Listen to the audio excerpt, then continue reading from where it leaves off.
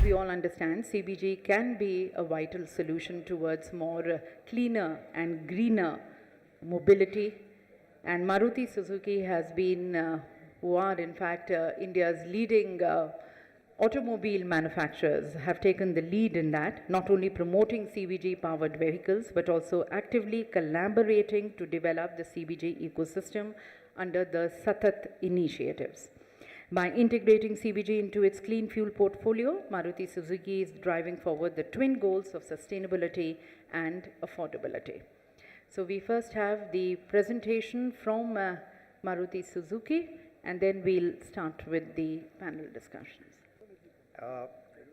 Good afternoon, everybody, and first of all, thanks to the chair and also to the Pioneer Group for inviting me here for this very important event, which is the Biofuel 360 Summit. Very happy to be here, and as Maruti Suzuki, we are pursuing how we look at some of these alternate fuels. I'll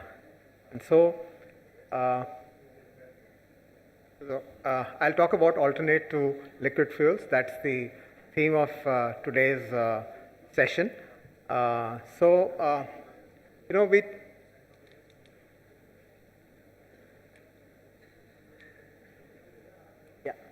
So thanks.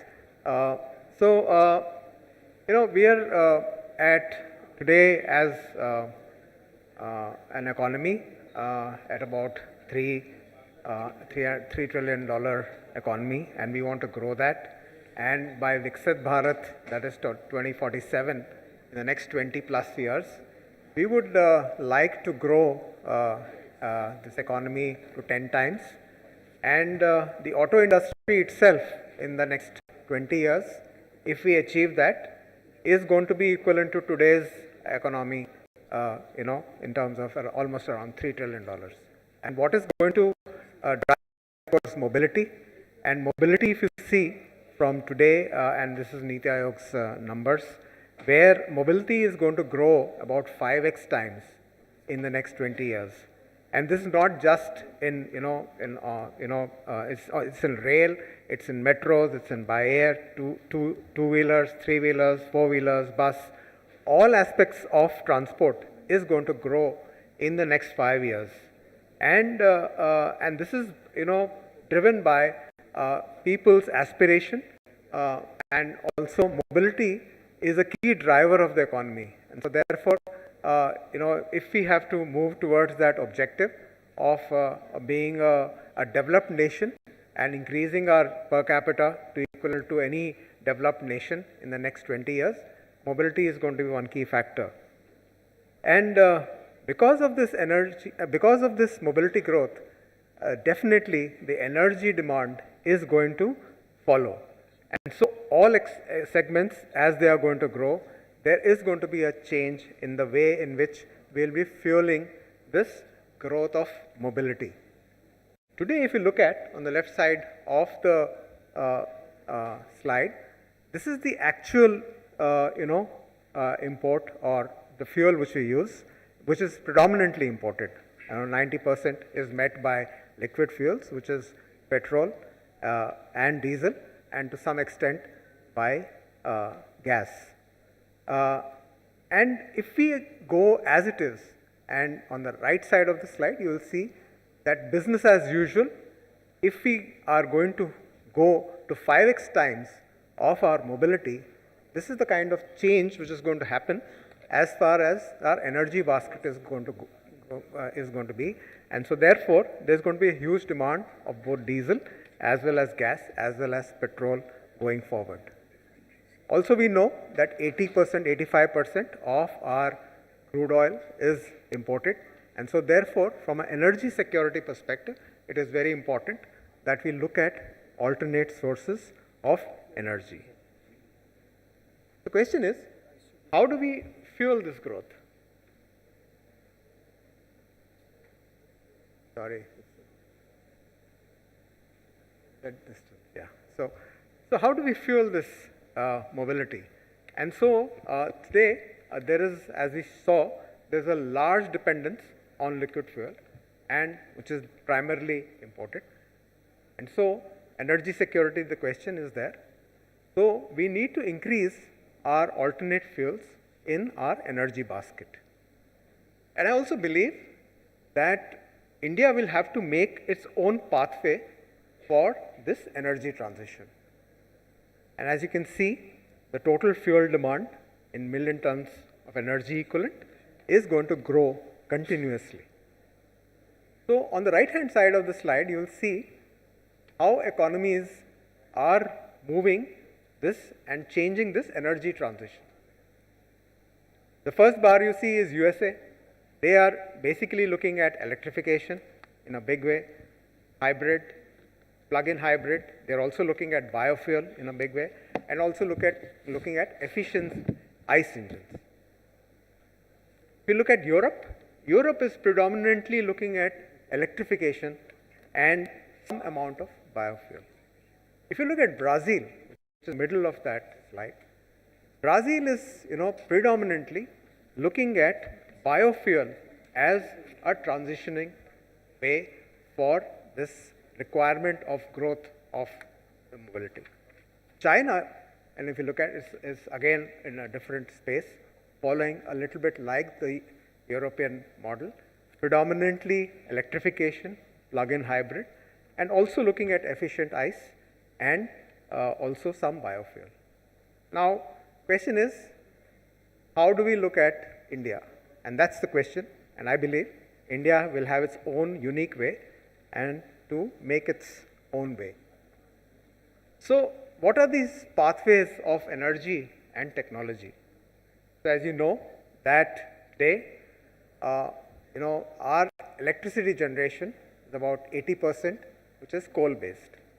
And going forward, we have a very ambitious target that we will go to a renewable quotient and 500 gigawatts by 2030, and we are well on the way as far as that is concerned. Second energy source which we are looking at is petrol and diesel, how we can move toward alternate energy source, which is ethanol based, and ethanol and gasoline, as you all know, we are already at about 20%. We are having a very ambitious target of introducing flex fuel vehicles. The auto industry is already working on it, and some of the products have already been showcased and coming into serial production in this year. So that's one big direction. A third is CNG, which is, all of us know, a large part of it is imported, and today gas-based mobility is increasing. And in the passenger vehicle segment, you can see that almost the penetration of CNG vehicles is about 18 to 20%, and it's likely to grow going forward. And so alternate for that is definitely going to be in the direction of bio-CNG and hydrogen, which is the topic of today's panel discussion. So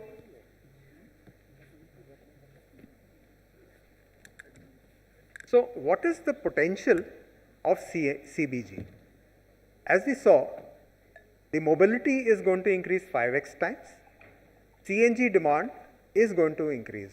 CNG demand is increasing predominantly because the infrastructure is growing, and also from a total cost of ownership, it is a better total cost of ownership compared to petrol, even diesel. So from that perspective, there is a growth which is likely to happen.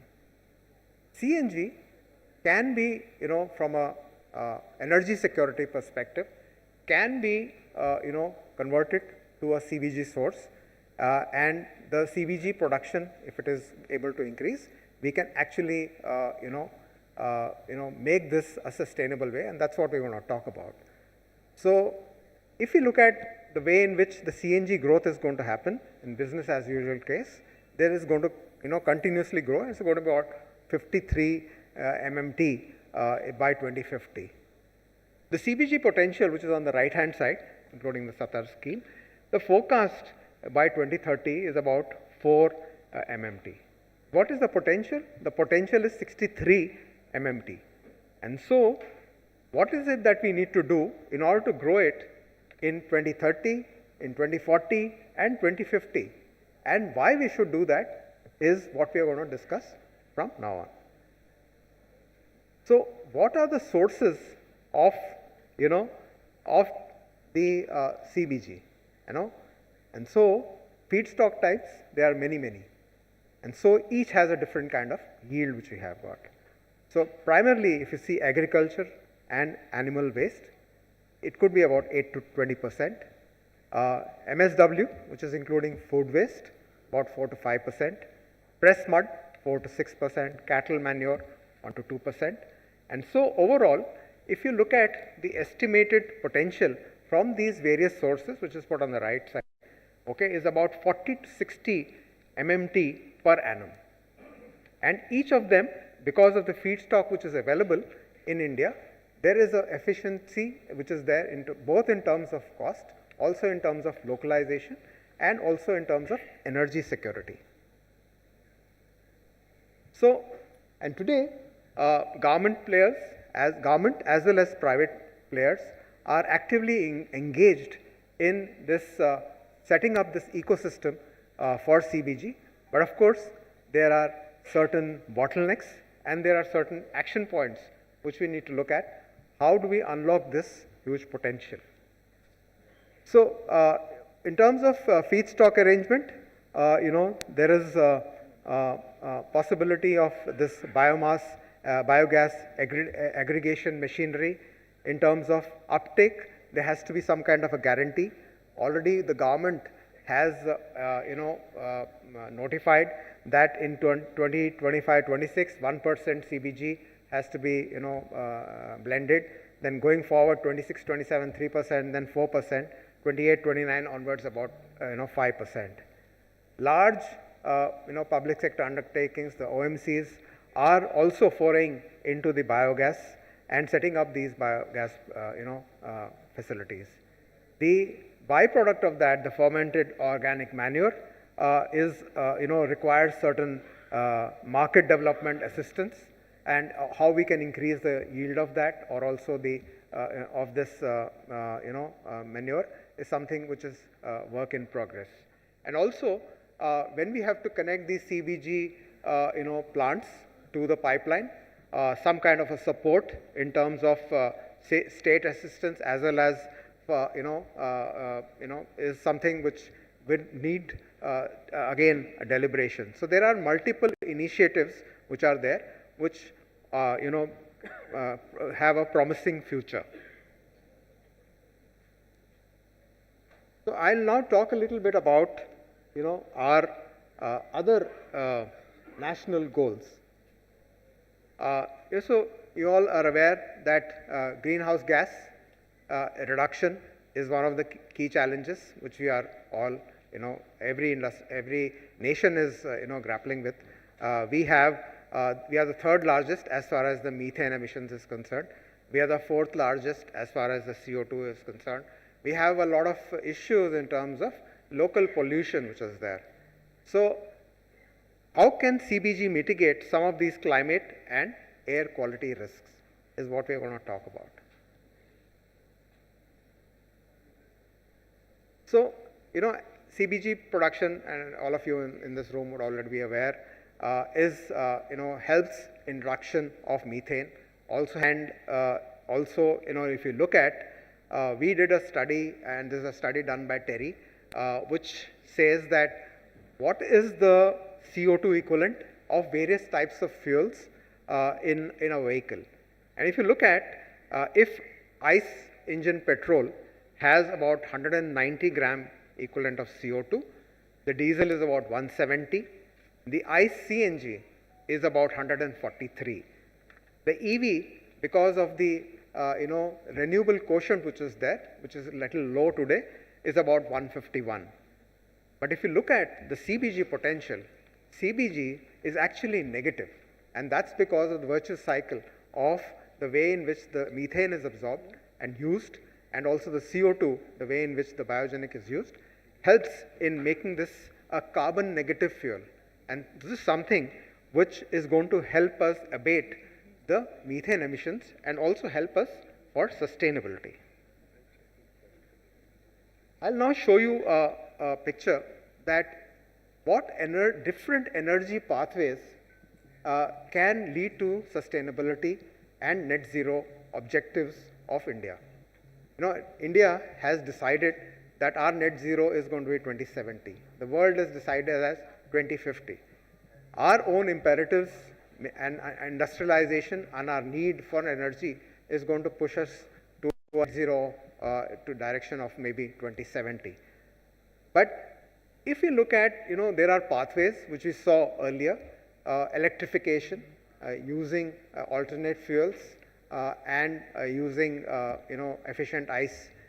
There are various pathways which are there. And in this, if you see, if number one is basically if your only electricity is decarbonized, that is something which shows that the net zero objective is going to be very, very difficult to meet. Okay, and it's almost, I can see that's very difficult. If CBG is available as business as usual, the potential which we are seeing today, what we are actually producing, it is number two, where still electrification and CBG is not really going to meet our objective. But if you use CBG and ethanol, okay, we will to reach our 2070 goal. But I think one thing which you one need to look at is point number 3, which is that if we are able to increase our CBG output in a very, very big way, as I demonstrated, maybe about 50 MMT, okay, by 2040 or 2050, there is a possibility that we will be able to achieve our net zero target much in advance.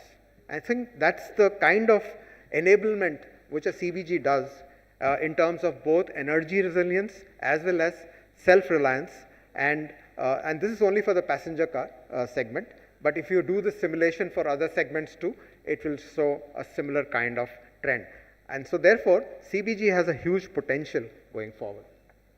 Also, if you look at CBG from an air quality perspective, ICE engine base, and if you see on the right hand side, the base fossil fuel vehicle, if it is X, you can actually reduce the particulate numbers which actually contribute to the AQI by about 90% if you use CBG. So that's the kind of potential which a CBG provides as a technology and as an energy source. And lastly, CBG can be a virtuous cycle. CBG along with ethanol, and that's what is shown here. By using agri-waste, by using crop farming, by using sugar, molasses, you can set up bioethanol plants.